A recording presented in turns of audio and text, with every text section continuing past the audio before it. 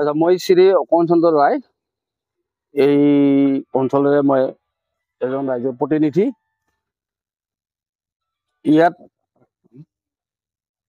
তথা মই প্ৰাক্তন এই ৰঘুনাথ বিগ্ৰহ সত্ৰৰ সম্পাদক। মই ইয়াতে দুষাৰ ক'ব ওলাইছোঁ আজি সংবাদ মেলৰ বিষয়ে।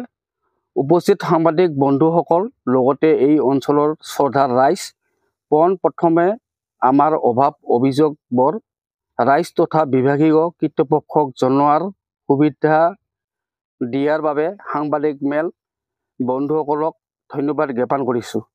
আমাৰ পাট্টাধাৰী মাটিত শ্ৰী শ্ৰী ৰঘুনাথ বিগ্ৰহ মন্দিৰ সমিতিয়ে আৰু মণ্ডলে মিলি পকা খুঁটি পুতি, যাৰ ফলত আজি আমাৰ খেতিয়ক ৰাইজৰ শালি খেতি কৰাৰ পৰা বঞ্চিত হ'ব লগা হৈছে।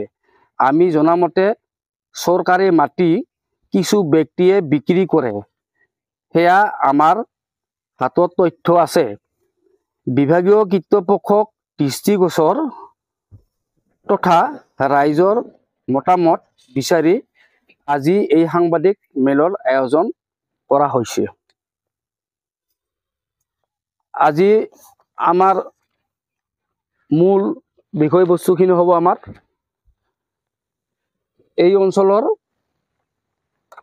ৰাইজৰ যিখিনি আমাৰ পাট্টাধাৰী মাটি আছে, এই মাটিখিনি মন্দিৰৰ প্ৰাক্তন সভাপতি আৰু সম্পাদক মাননীয় অৰূপ কুমাৰ পাঠক আৰু মাননীয় শ্ৰী অখিল চৌধুৰীয়ে তেওঁলোকে আমাৰ মন্দিৰৰ মাটি বুলি আমাৰ পাট্টাধাৰীৰ ওপৰত তেওঁলোকে পকী খুঁটি গাড়ী মন্দিৰৰ মাটি বুলি তেওঁলোকে দখল কৰিছে।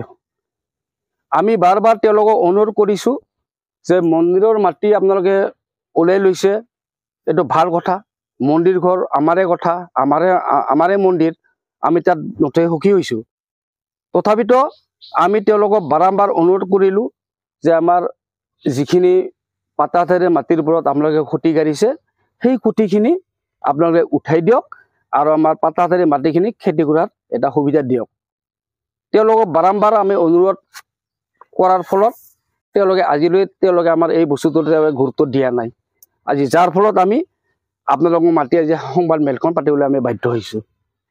২ নম্বৰ প্ৰশ্ন হ'ল, আমাৰ যিখিনি আমাৰ মন্দিৰৰ মাটি আছে, এই মাটিখিনি আছিল আমাৰ ৩৫০ বিঘা, ৩৪৯ বিঘা। এই ৩৪৯ বিঘা মাটিৰে আমাৰ হাতত তথ্য পৰা মতে ৫২ বিঘা মাটি এই অঞ্চলৰে মানুহে মন্দিৰৰ মাটি তেওঁলোকে বিক্ৰী কৰিছে। এতিয়া আমাৰ অনুৰোধ, যিসকল ব্যক্তিয়ে মন্দিৰৰ মাটি বিক্ৰী কৰিছে তেওঁলোকক মাতি আনি তদন্ত কৰি ইয়াৰ উচিত ব্যৱস্থা ল'ব লাগে।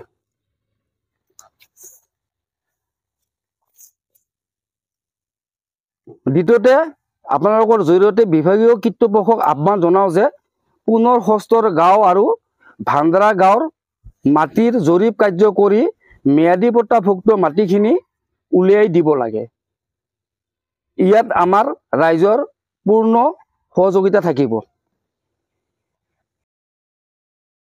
আজিৰ মেইন আমাৰ সংবাদ মেলৰ পতাৰ উদ্দেশ্য এইখিনিয়ে।